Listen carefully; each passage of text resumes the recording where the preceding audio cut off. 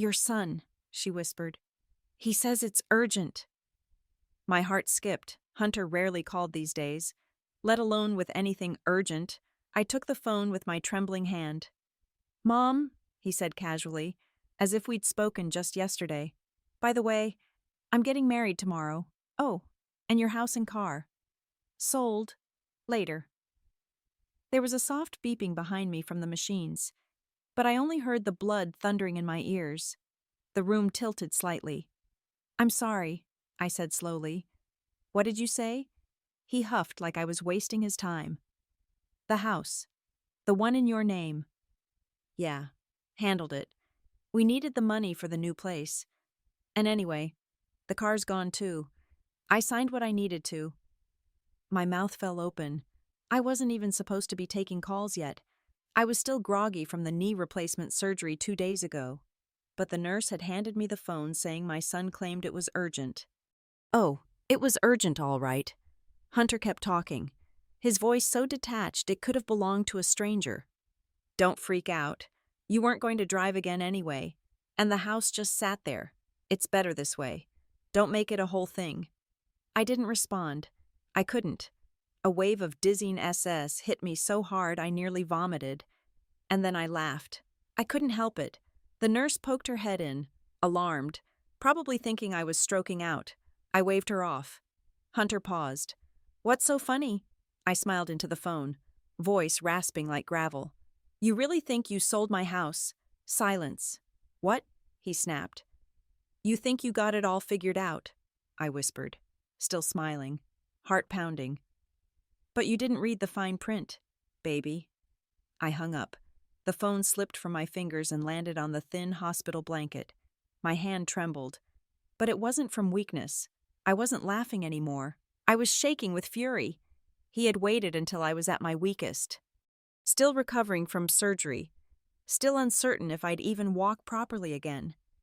He hadn't visited once, not one damn time, but somehow found time to sell my home. And God knows how he got the paperwork past the notary. Power of attorney. That's what he must have done. Forged it, most likely. He knew I had signed one when his father died, but the old one expired after a year, and I'd never renewed it. He didn't know that, or didn't care. The worst part, I wasn't even surprised. A part of me, the part that remembered his slouched teenage posture and how he always dodged chores. The part that noticed how his visits became shorter and his calls rarer once I stopped writing checks for his business ideas, had expected something like this. Just not this soon, not this sharp. But he'd made a mistake. A critical, fatal mistake. He didn't know about the title clause, the one I'd quietly added after James passed. The one my lawyer had suggested back when I still had the strength to be paranoid. He thought he'd sold the land, the house, the history, the soul of our family. But all he really sold was a shell. And tomorrow he'd walk into his wedding thinking he owned the world. Let him. He'd find out soon enough who really held the deed. The nurse had to help calm me down. I think she thought I was delirious. I wasn't. I was furious and humiliated. She brought me ice chips and rubbed my shoulder. "Try to breathe slow," she whispered. "You've had a rough morning." Rough. My only child had sold everything I owned while I was unconscious. "That's not rough," I said. "That's a back alley mugging in broad daylight, with a last name I gave him." I just nodded and let her fuss over me. My whole body was hot, vibrating with anger, but my voice stayed quiet because now I was thinking. I stared at the ceiling like it had answers. He hadn't visited, not once since I was admitted. Not even when they said they might have to do another surgery. But he called to tell me the house and car were gone, right before his wedding, no less. Like I was just another errand he needed to cross off his list. Sell Mom's house. Check. Get married. Check. He didn't even ask how I was healing, if I could walk yet, if I'd eaten. I guess I shouldn't be shocked. Last year. He barely said a word to me after I stopped giving him money for that so-called business he never started. He texted on my birthday. "Hope you're well." That was it. The signs had been there. But what still twisted the knife wasn't the theft. It was the ease with which he did it. The coldness. No shame. No hesitation. Just sold it like it never meant anything, like I never meant anything. But here's the thing he didn't know because he never asked. I'd spoken to a lawyer, quietly, months ago, when my knees started to give out and I realized no one was coming to help if things got worse. I didn't tell anyone. Not Hunter, not even my neighbor Martha. The trust we created had a clause, one he would have skipped right over in his rush to cash me out. It said if the grantor becomes incapacitated or the title is altered through power of attorney, the title is immediately transferred to the backup beneficiary, and the beneficiary wasn't him. It was me, as in the woman lying in a hospital bed right now, counting cracks in the ceiling and planning a quiet little resurrection. All I had to do was make a call, but not yet. First, I had to breathe, let the rage settle into something useful. He thought I'd be too broken to fight. He thought the tubes and the gowns and the weakness meant I was finished. He forgot who raised him, who survived 2 recessions, cancer, and a 30-year marriage to a man who once threw a plate just because dinner was cold. This was a paper cut compared to that, but paper cuts bleed all the same. I turned to the window. The light hurt my eyes, but I stared into it anyway. Let the boy have his wedding. Let him toast with champagne in a house he thinks he owns. Tomorrow, I'd make the call, and the day after that, he'd learn just how badly he underestimated his mother. A year ago, I was sitting in my own living room. The scent of lemon polish still hung in the air from my morning cleaning when Hunter came by. He rarely visited those days, and never without asking for something. But that day, he brought coffee and donuts. My favorite kind, old-fashioned with glaze. I should have known then. He leaned forward on the couch, hands clasped between his knees in that way men do when they're trying to appear earnest. "Mom," he said, "I've been thinking about the house. What about it?" I sipped my coffee, savoring the rare moment of having my son's attention. "It's a lot for you to manage on your own. The taxes, the maintenance. Dad's been gone 3 years now." I nodded slowly. James had died suddenly of a heart attack, leaving me with a house too full of memories and too empty of voices. "I have an idea," Hunter continued, his tone softening. "Just put the house in my name temporarily. It'll help with the taxes. I can handle the paperwork, and you won't have to worry about a thing." I'd just buried his father, my husband of 34 years, the man I fought beside and against for most of my adult life. The house felt like a mausoleum back then, silent and echoing. Hunter reached over and took my hand, a real hug. Not that sideways pat he'd started doing once he grew tall enough to loom over me, and I melted. "I just want to help, Mom," he said, pressing his hand over mine. "I want to take some of the weight off you." My heart broke all over again, but this time from something that felt like hope. He was back. My boy. The one I raised.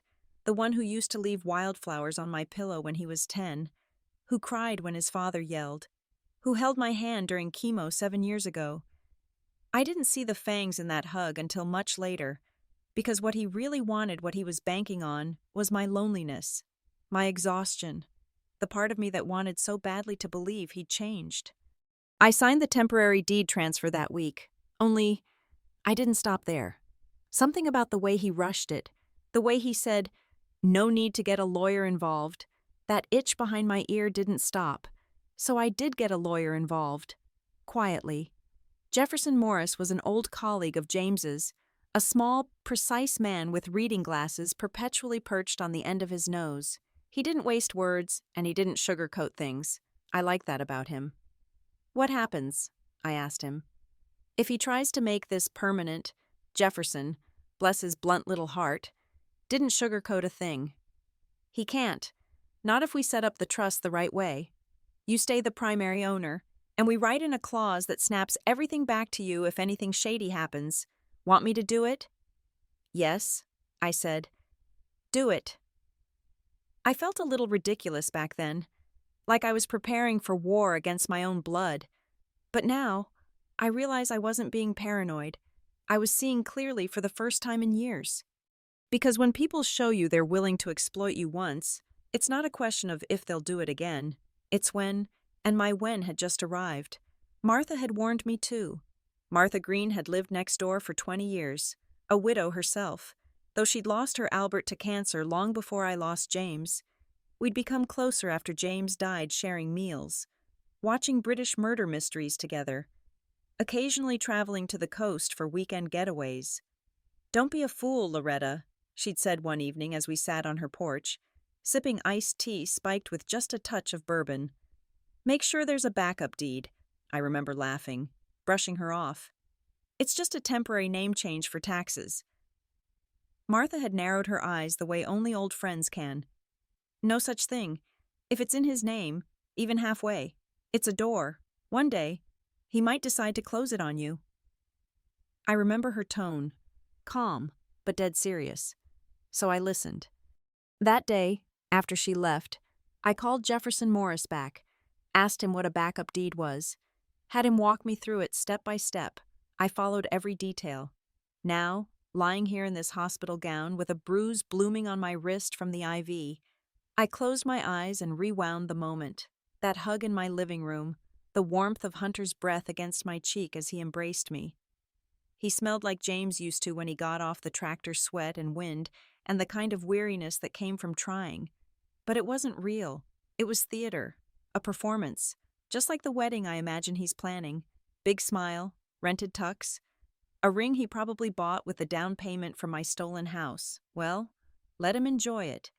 He still didn't know about the clause, or that I'd never filed the final transfer with the county, or that I'd written a backup deed, quietly notarized and tucked away in a sealed envelope at Martha's house. I may have been grieving, but I wasn't stupid. And now I wasn't grieving anymore. Now I was planning. By morning, the laughter had drained out of me. My throat still ached from it. I sat in the hospital's private lounge, wrapped in 2 blankets and sipping lukewarm tea. The nurse thought I just needed some fresh air. But really, I needed a moment away from the beeping machines.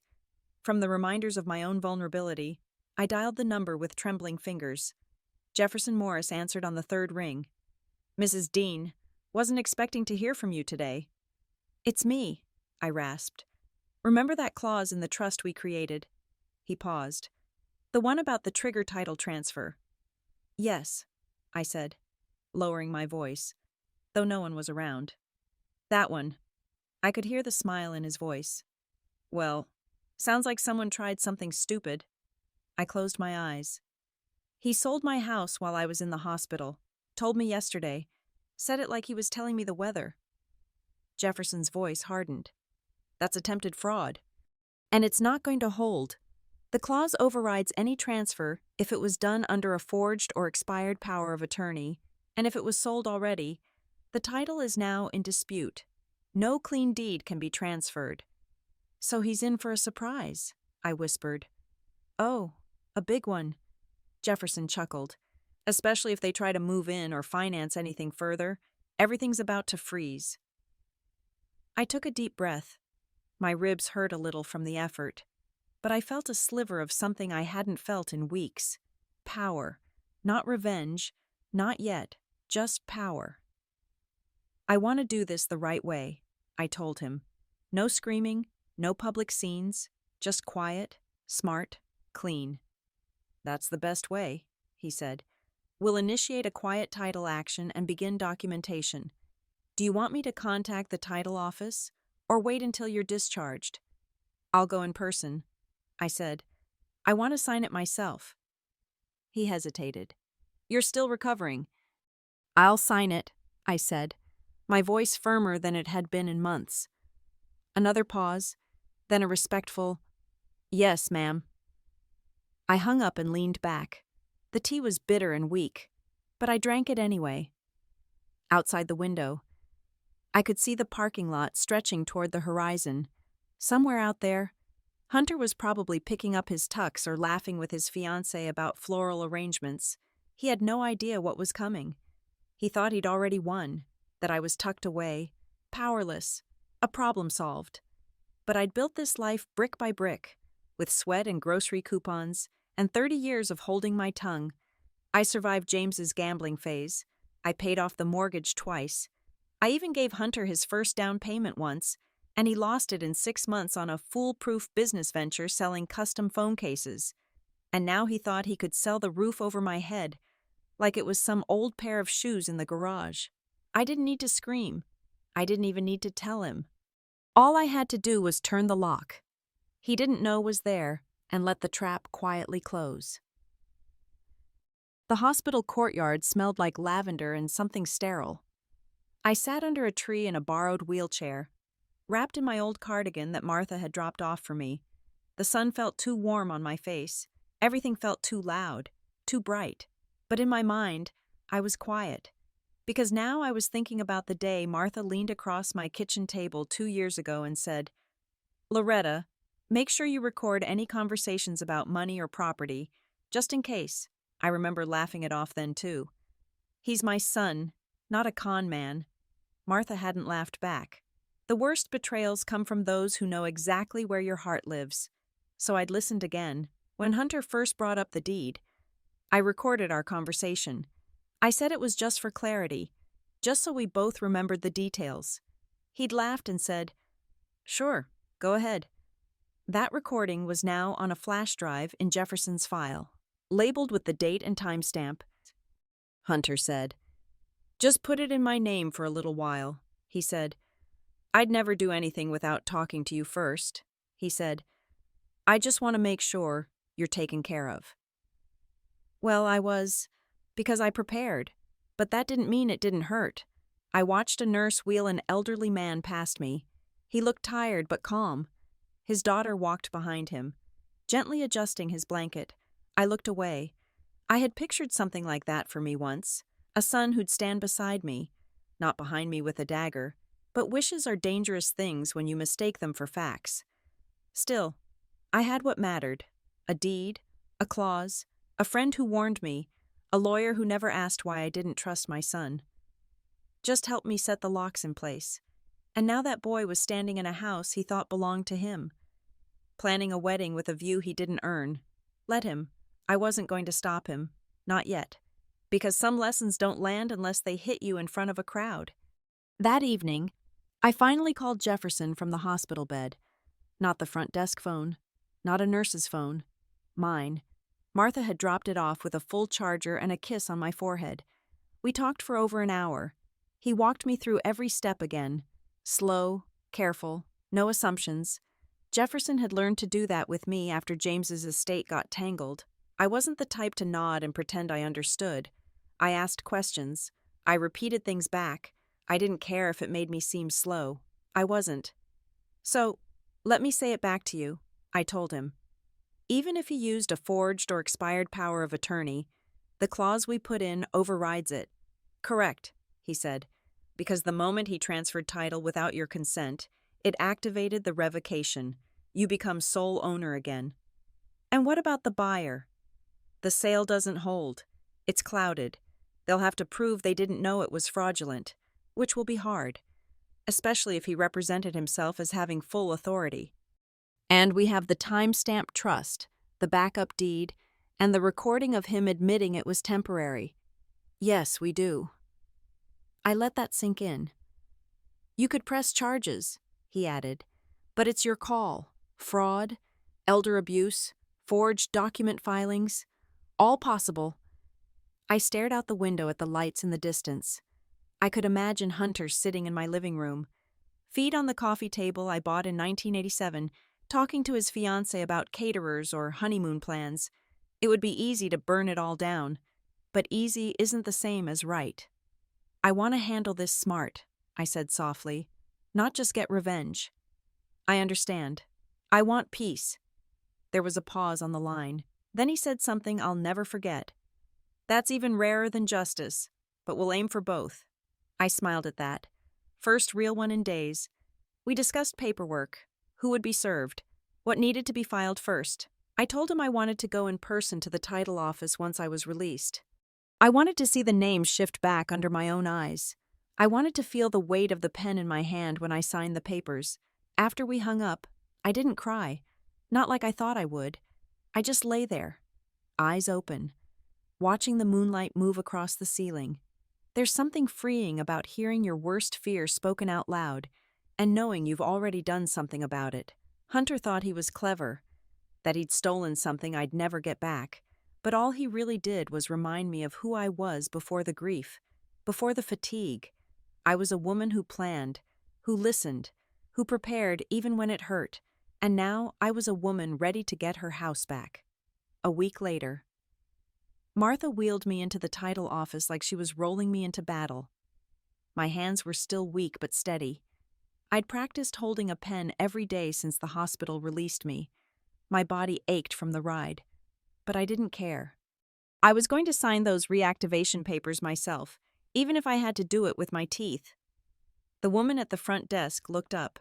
"Can I help you?" I gave her my name, my full name, the one on the original deed, the one James and I carved into that property 37 years ago when the floor still creaked and our son was still small enough to crawl between our legs. Her eyes widened slightly when she typed it in. She turned to another clerk, whispered something. They both nodded. "Yes, Mrs. Dean," she said politely. "Please come this way." The room was small, plain: a desk, a notary, a thick folder of forms, but to me, it felt like the control panel to my life. I opened the folder and saw it. My name bold and clean, still tied to the trust. Martha stood behind me like a bodyguard. "Take your time," she said gently, but I didn't need time. I signed. The notary looked up. "This initiates the quiet title action. Your claim is now primary. The disputed transfer will be frozen until the court rules." "Good," I said. "Let it freeze in his hands." I didn't tell Hunter, didn't call, didn't text. Let him walk into his wedding like he'd won. Let him hand his new bride a set of keys that opened nothing. Let him toast to a future built on fraud, because the foundation was already crumbling, and he didn't even hear it cracking. As we left the office, Martha squeezed my shoulder. "That boy of yours is about to learn what happens when you try to bury someone still breathing." I nodded. He thought I was too weak to fight. "You weren't weak," she said. "You were tired. There's a difference." That hit me harder than I expected. I bit the inside of my cheek just to keep my face still because she was right. I wasn't weak when I handed him that paperwork a year ago. I was exhausted. Grief, confusion, the kind of loneliness that sneaks into your bones after the funeral flowers wilt. But tired doesn't mean stupid. And it sure as hell doesn't mean gone. We got back into Martha's van. She had peppermint tea waiting in a thermos. Just how I liked it. I sipped it in silence, staring out the window as we passed a bridal shop downtown. There, in the window, a mannequin wore a lace gown, stiff and smiling. I imagined her, my soon-to-be daughter-in-law, standing in front of a mirror, twirling, Paige Ellis. I'd learned from Facebook, a beautiful woman with deep brown skin and sharp, intelligent eyes. 35, worked in finance, came from old money in Boston. She'd posted excitedly about the wedding, about the dream house they'd just secured. She had no idea the man she was marrying had built their dream on someone else's bones.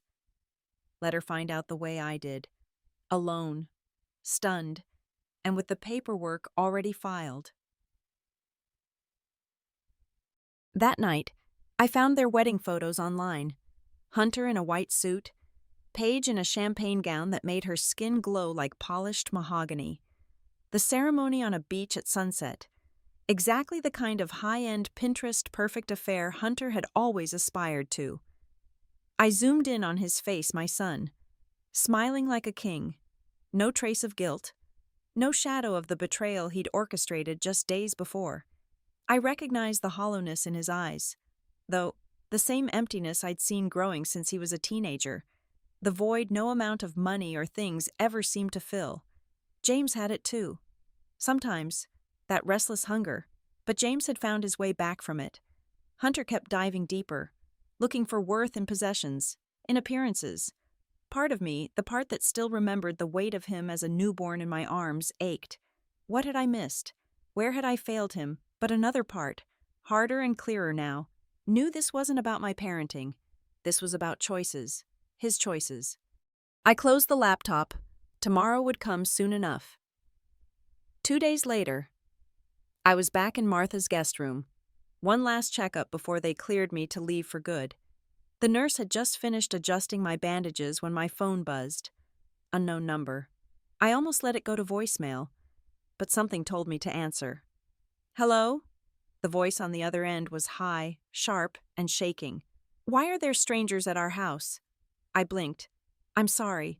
Who is this? This is Paige. Paige Dean, Hunter's wife. She snapped. Who the hell are you? Oh, so she took his name already. The new Mrs. Dean. I cleared my throat. I'm his mother. Her breath caught. Why are there strangers there? They said the house is under legal dispute, that they're from the county. What's going on? I leaned back on the pillow, staring at the speckled ceiling tiles. You mean my house? She went silent. I could hear her breathing, shaky. You sold it to us, she finally cried. Hunter said it was his. He showed me the deed. He showed you a deed, I replied.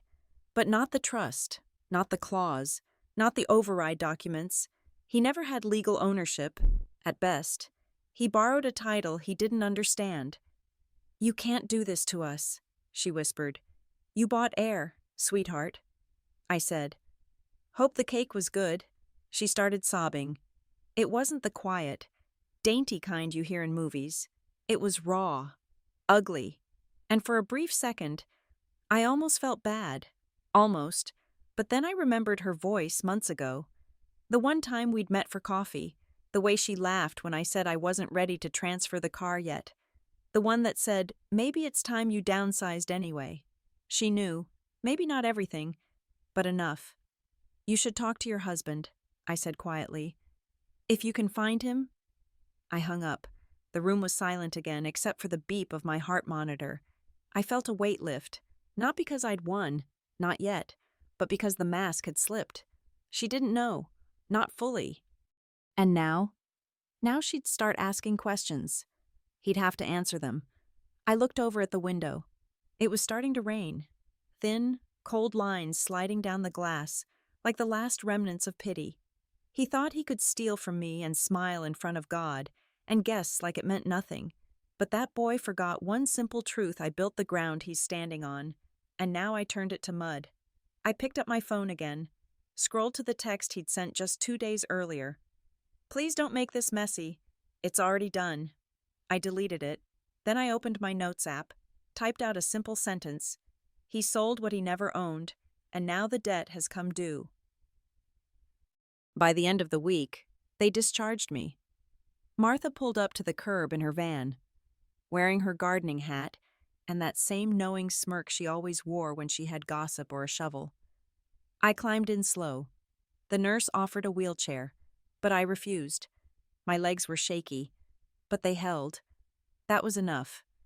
We didn't talk much during the drive, just the hum of the engine and the soft click of her blinker as she turned down our old street, my street, but we didn't go there, not yet. She pulled into her driveway and helped me inside. I didn't argue when she insisted I stay a few nights with her. She'd already set up a little bedroom in the back. Fresh linens, a candle burning on the dresser like she'd known I'd come home all along. I lowered myself into the chair by the window, exhaled. She handed me a cup of mint tea.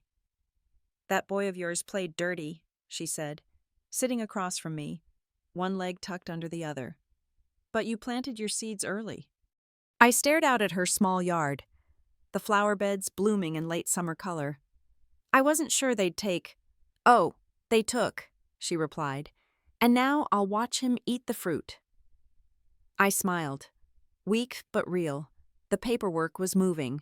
The quiet title was in motion. The bank had been notified, and the buyers were being contacted by my lawyer. Every inch of the transaction was under scrutiny. Every forged signature would have to be explained, under oath. And he still didn't know just how far I'd gone. I had Martha scan the old trust documents into my cloud drive. I'd begun keeping digital backups of everything, even the audio file of that conversation. Everything had a date, a folder, a purpose.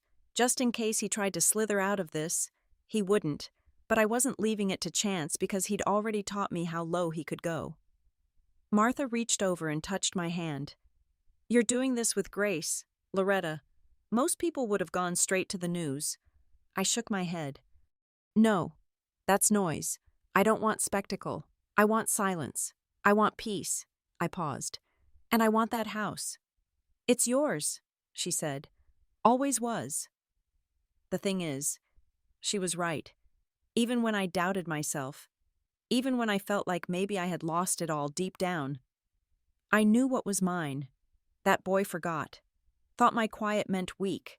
Thought my hesitation meant ignorance. But I've been underestimated my whole life. Too soft. Too gentle. Too trusting. They forget. Gentleness can hide knives sharper than pride. And now, I was home. Even if it wasn't quite my roof yet. I had friends. I had proof. I had time. Let him pace. Let him panic. Let him lie. The roots I laid down decades ago were rising again. And this time, they were wrapped around every brick of the house he tried to steal. The next morning, I sat at Martha's kitchen table with a piece of toast and her laptop. We pulled up the property portal together, hearts pounding harder than either of us admitted. There it was, right at the top. Title status in dispute. Owner Loretta A. Dean. Primary trustee. I didn't cry. I didn't cheer. I just let out a long, shuddering breath. Martha reached over and squeezed my wrist. There it is, she whispered. That's the sound of dirt falling back into your garden. I nodded. Then I did something I hadn't planned on. I opened Facebook.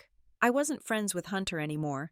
He'd unfriended me last year when I refused to co-sign that loan for his startup, but Paige's profile was wide open like a barn door in a storm. I uploaded a single image. It was just a screenshot of the legal document, the title status. My name restored. The dispute clearly stamped in county red. No caption, no rant, just the truth. It took 20 minutes. That's all. 20 minutes before the comments began from her side of the family, from her bridesmaids, from her mother. One comment in particular stopped me cold. This isn't what we were promised. You lied to us. Martha leaned in. That from the mother-in-law. I nodded. Cracks right there, wide and jagged. I closed the laptop. Let them squabble. Let the truth simmer in their little wedding afterglow.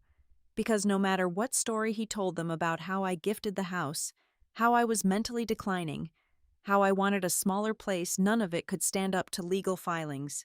None of it could override what was now locked, sealed, and disputed under my name. He tried to erase me from my own life with forged paperwork and a charming smile, but I'd carved myself back in with one line of ink and a clause he never read.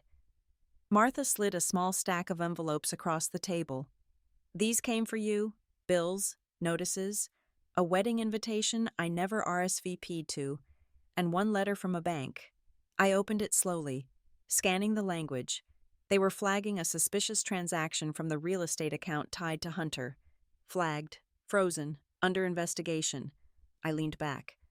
Every string he pulled was starting to snap, and I didn't lift a finger. I just told the truth, quietly, legally, precisely. He'd sold a fantasy to a woman who wanted a dream house, a perfect husband, a life built on marble countertops and a fraudulently transferred deed. And now the rot was showing through the paint. The house might still be standing, but the story was falling apart.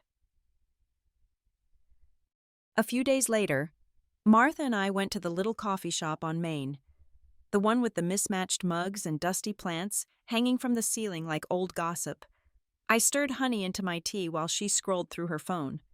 Here it is, she said, turning the screen toward me. There they were, his wedding photos. White suit, blush gown, a gazebo covered in fake roses and filtered light. Hunter smiling like he was king of something. Paige grinning up at him like he was her hero. They looked happy, like people who believed their future was sealed and certain. And for a second, I didn't feel anger. I felt clarity. He had sold me out to build that moment, that smile, that fantasy. He hadn't just taken the house. He'd traded me for the illusion of success, for a life that would impress her family, impress her friends. But the foundation he built it on, that was still mine. The soil, the deed. the bricks that held up that master bedroom where they'd pose for pictures. It was all made from my sweat, my sacrifices, and I hadn't gone anywhere. He tried to cast me as a ghost, silently drifting away in a hospital bed. No will to fight, but I was here, drinking tea, signing documents, watching the empire he built on lies begin to sink. Martha nudged me. "Look at the comments." I read them slowly. "Where did you guys move to again? Didn't your mom say that house was in dispute? Wait, wasn't that Loretta Dean's place?" The cracks weren't cracks anymore. They were craters. I sipped my tea and let the warmth settle in my chest. I didn't need to post a rebuttal. I didn't need to scream at him online or demand public apologies. I had the documents, the court filings, the backup deed, the quiet title action steadily grinding its way through the system like a slow-moving guillotine. The truth was working calmly, steadily, without spectacle, just the way I wanted it. Martha set her phone down and looked at me. "You ever think he did it because he thought you'd forgive him?" I didn't answer for a long moment. Maybe he thought he could trick me and still be welcomed at Thanksgiving, that I'd smile, call it a misunderstanding, hand over the rest of my savings, and let him keep the keys. I folded my hands around my mug. But he was wrong. There's a line between being generous and being used, and he crossed it like it wasn't even there. "No more forgiving people who know exactly what they're doing," I said. Martha raised her cup to that. Outside the cafe window, the world kept moving, cars passing, kids on bikes, a couple arguing over iced coffee. And me? I sat in my cardigan, soft-eyed and steady-handed, knowing exactly where I stood, on the ground I built. 2 weeks later, I sat in the hallway outside the courtroom, my papers folded neatly in a file on my lap. Martha was beside me, hands clasped, her purse perched on her knees like it might bolt. We weren't here for a full hearing, just a preliminary motion on the title dispute. My lawyer said I didn't need to show up, but I wanted to. I needed to see the look on Hunter's face when he realized the walls were closing in. The hallway was cold, cheap benches, buzzing light overhead, and then I saw her, Paige, alone. She wore a beige coat 2 sizes too big and no makeup. Her heels clicked too loudly against the tile as she sat down on the other end of the bench. Her hands were shaking. I watched her out of the corner of my eye, waiting, but she looked over first, her eyes red, swollen. "He's not coming," she said, voice flat, almost numb. I turned toward her slowly. "What do you mean?" She let out a sound, half laugh, half sob. "He drained our accounts. Cleared them out 3 nights ago, took the car, left me a note, and a rental receipt." I blinked. Martha stiffened beside me, but I kept still. She wasn't lying. You could see it on her, that hollow look of someone who's just realized they were never really loved, just used. "He said it was too messy," she whispered, "that he had to go fix something and he'd call, but he didn't. I don't even know where he went." I stared at her. It hit me slowly. He hadn't just betrayed me. He'd conned her, too. She looked down at her hands. "He said the house was ours, that his mom was dying, that it was a clean title and she'd signed everything over." "I didn't," I said softly. "I know that now," she muttered.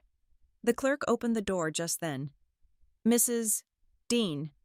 I stood, file in hand. Martha reached for my elbow, but I didn't need her help this time. I looked back once before I walked in. Paige was crying now, silently, fists clenched, and I didn't feel triumphant. I didn't feel smug. I felt tired because I know what it feels like to wake up one day and realize you built your life on someone else's lies. Inside the room, the judge glanced at the motion, nodded through the filings, and stamped the paperwork. Title remains frozen. Motion for full reversal pending. Done. When I stepped back into the hallway, she was gone. Martha looked at me.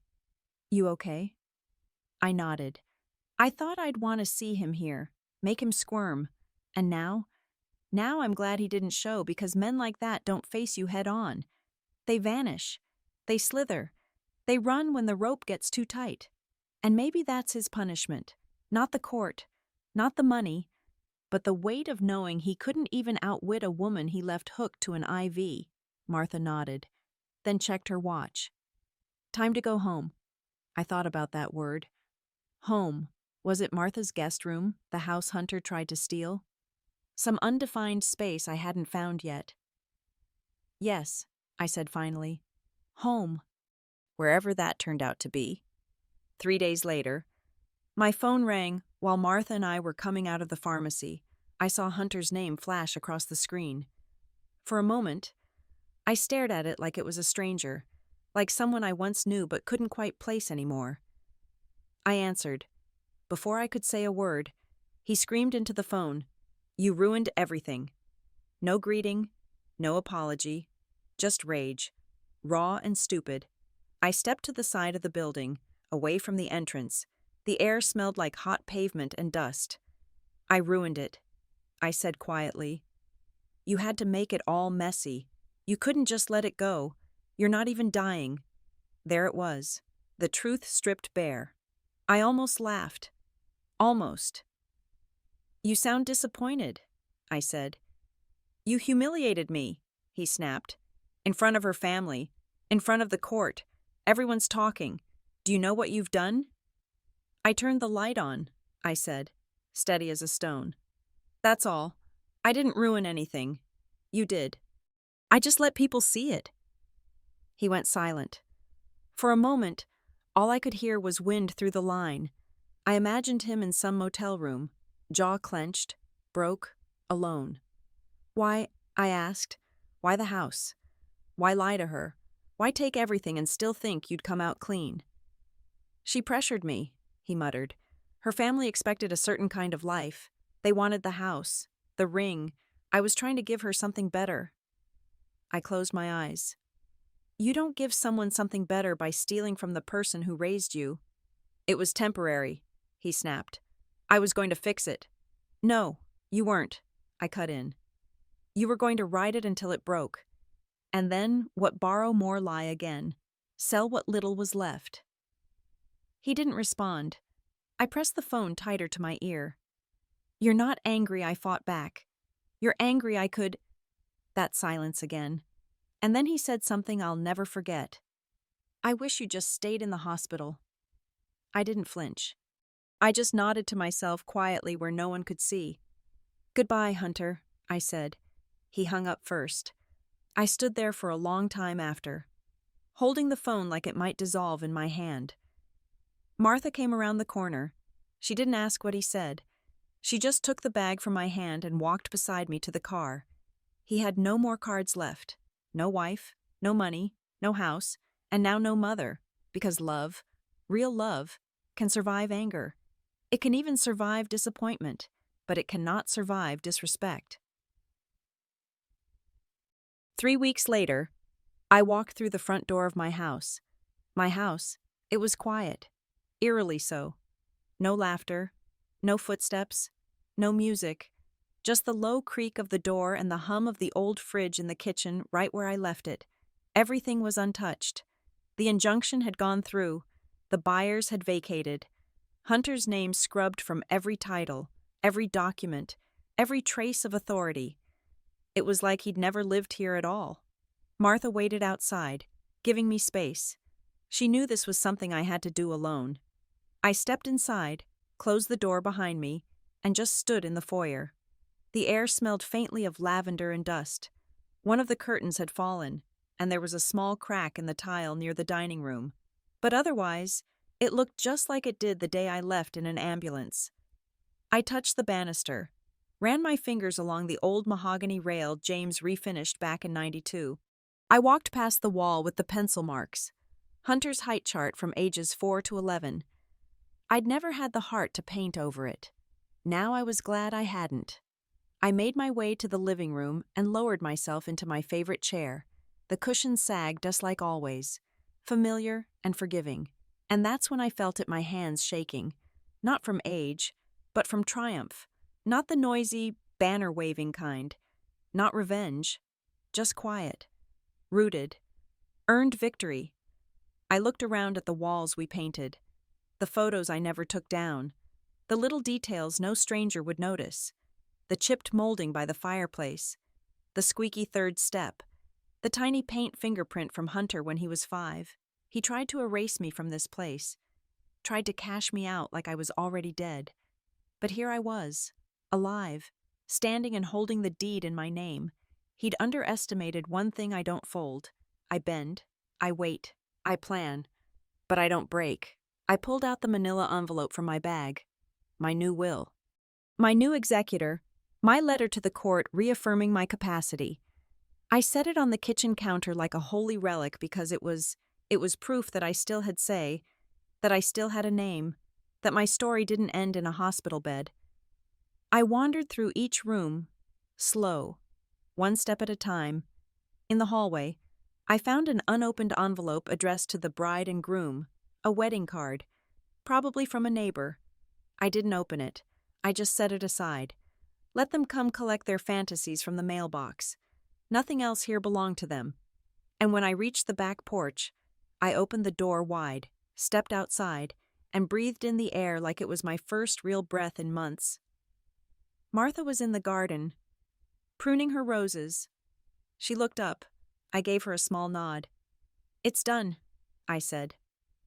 3 days later, I was back at Jefferson's office. Different clothes, same purpose, clarity. He slid a folder across the table. "He's being investigated for wire fraud. Bank confirmed forged authorizations. The buyers filed their own complaint." I didn't smile. I just nodded. "And the marriage?" "Annulled. She filed last week, claimed deception, financial fraud, abandonment." I looked down at my hands. They were folded neatly on the table. The same hands that once packed his lunch, buckled his seatbelt, wrote checks for his tuition. Now they were signing new power of attorney forms. But this time, Martha was my executor. She was listed on every page as the person who would speak for me if I ever couldn't speak for myself. She sat beside me now, her expression unreadable but firm. "You sure about this?" Jefferson asked gently, "removing your son entirely." "I'm sure," I said. He had his chance, and he didn't just blow it. He burned it to ash. I initialed every line, every page. No more blind trust, no more loopholes, no more temporary transfers. I learned that lesson the hard way. Martha watched me finish and then leaned over, her voice low. "You're stronger than I've ever seen you." I let out a slow breath. "I'm not stronger. I'm just finally done pretending I'm not." Jefferson slid the documents into a sealed envelope and tucked it into his filing cabinet. It clicked shut with the kind of finality that lives in your bones. "That's it," he said. "The estate is clean. The house is fully restored under your trust, all legal standing. If anyone tries anything again, they'll be facing court within the week." "Good," I said. "Let them try." I didn't mean Hunter. I meant anyone. From now on, my peace came first. My future wasn't up for negotiation. I updated my bank contacts, removed him from every emergency form, cut every cord he once used to tug on my kindness. And it didn't feel cruel. It felt like healing. He took my house, my name, and tried to turn my life into a footnote in his success story. He used my health as leverage, bet on my silence, and lost. He thought I was too soft. But softness isn't weakness. It's restraint. It's patience. And now my patience was up. As we were leaving Jefferson's office, a woman approached from across the lobby. Paige. She looked thinner than the last time I saw her. Her tailored blazer hanging loose at the shoulders. She carried a large envelope. "Mrs. Dean," she said quietly, "can I speak with you?" Martha tensed beside me, but I nodded. "There's a cafe across the street," I said. 10 minutes later, we sat in a corner booth. I ordered tea. She ordered nothing. "I know I'm the last person you want to see," she began. I didn't argue with that. "I didn't know about the forgery," she continued. "I didn't know he was lying about the house. He told me you were sick, terminal, that you'd signed everything over willingly, and you believed him. I wanted to. She looked down at her hands. His stories made sense. He had all the paperwork. Forged paperwork, she nodded. I found out what he did to you, all of it, after he left. I went through his computer. There were practice signatures. Your signatures, dozens of them. I felt cold. The methodical nature of it, the planning, my own son, practicing my signature like some petty thief. I'm not here for forgiveness, she said. I don't deserve that, but I brought you something. She slid the envelope across the table. I opened it carefully. Inside were bank statements, emails, photos of documents, a trail of Hunter's fraudulent activities going back years. He's done this before, she said quietly, to other people, business partners, his old roommate. It's a pattern. I wasn't surprised. Not really. But seeing it laid out so clearly, the breadth and depth of his deception, it still stung. Why are you giving me this? I asked. Because somebody should stop him, and you're the only one who ever has. I closed the envelope. Thank you. She nodded, stood to leave, then hesitated. There's one more thing. I looked up at her. I'm pregnant. The world stopped for a moment. A grandchild. A piece of Hunter I hadn't considered. 8 weeks, she continued. I found out right after the wedding. I haven't told him. I don't think I will. I didn't know what to say. Part of me wanted to reach for her hand, to offer comfort or connection. Another part stayed firmly rooted in caution. I understand if you want nothing to do with us, she said, but I thought you should know. With that, she walked away, leaving me with an envelope of sins and the knowledge of a life about to begin. Martha found me still sitting there 20 minutes later. I told her everything. What will you do? She asked. I stared out the window at the people passing by. I don't know yet, but even as I said it, I knew. This child, this innocent, hadn't betrayed me, hadn't lied or stolen or forged. This child deserved a chance not to mend what Hunter broke, but to exist in a world where not every inheritance is bitter. Back at the house that afternoon, I hung a new clipboard on the wall. Bills, passwords, records all mine, all organized. Martha brewed tea while I labeled every drawer in the filing cabinet she helped me buy. No more hoping someone would do right by me. No more depending on guilt or memory or shared blood. I don't need fear to protect me. I have preparation. And when people ask where my son went, I'll tell them the truth. He left when he thought I'd never stand up again. 2 months passed. I fixed the crack in the dining room tile, repainted the kitchen a soft blue, planted new roses in the backyard.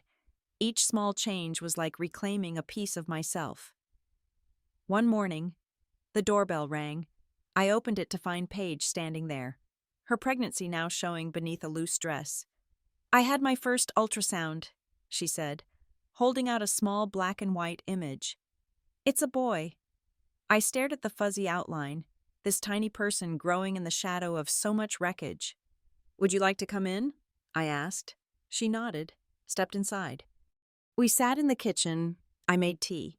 We really talked about Hunter, about the kind of boy he had been, about the man he became, about her hopes for this child, her fears of repeating patterns. I don't want him to be like his father, she said softly. Then don't raise him like I raised Hunter, I replied. Don't give him everything. Teach him the value of no. She smiled slightly. Is that where you think you went wrong? I considered it. Partly, but we all make our choices in the end. Hunter made his. Before she left, I gave her a small box. Inside was a silver rattle that had been mine as a baby. Not for Hunter's sake, I said. For the baby's. For yours. She took it, tears in her eyes. Thank you. I didn't make promises about being in their lives. She didn't ask for money or support, but we'd opened a door, just a crack, enough to let some light through. After she left, I sat on my porch, sipping sweet tea. Watching the sun slide down past the trees like it had gotten nowhere better to be, the house was quiet. The kind of quiet I used to dread. Now I treasured it. There was no noise, no tension thick in the walls, just wind in the trees, birds bickering in the hedge, and Martha humming softly while she watered her peonies next door. Hunter was gone. No letters, no calls, no surprise visits. Just silence, and that was fine by me. I didn't check Facebook anymore. Didn't ask about him when neighbors mentioned they hadn't seen him around. I nodded, sipped my tea, and changed the subject. I'd learned something through all this, something I wish I'd known years ago. You don't have to set yourself on fire to keep other people warm, and when someone tries to snuff you out, you don't just have the right to keep burning, you have the obligation. The deed to my house hangs framed in my hallway now, not as a reminder of what I almost lost, but as proof of what I managed to keep: my dignity. My home, my voice, my story isn't over. It's just being written in my own hand now. 1 year later, I received a simple postcard from Mexico, no return address, just Hunter's handwriting. I'm sorry, too little, too late, but I pinned it to my bulletin board anyway, not for forgiveness, but for remembrance. Some bridges, once burned, should stay ash. Instead, I built new ones, with Martha, who taught me the fine art of making sourdough bread and not suffering fools, with my neighbors, who now come for Sunday dinners, with Paige and little Elijah, who visit once a month not out of obligation, but out of a careful, growing respect, and with myself, most importantly, with myself. I still have the recording of Hunter asking me to transfer the deed. I keep it not because I need it legally anymore, but because it reminds me trust is earned, not owed, even from your children. Especially from your children. At night, I sleep in my own bed, in my own house, under my own roof, and when the wind howls against the windows, James installed 4 decades ago, I don't fear it will blow me away. I know exactly how well these foundations were laid, by me, by my hands, by my foresight, and no one will ever make me doubt that again.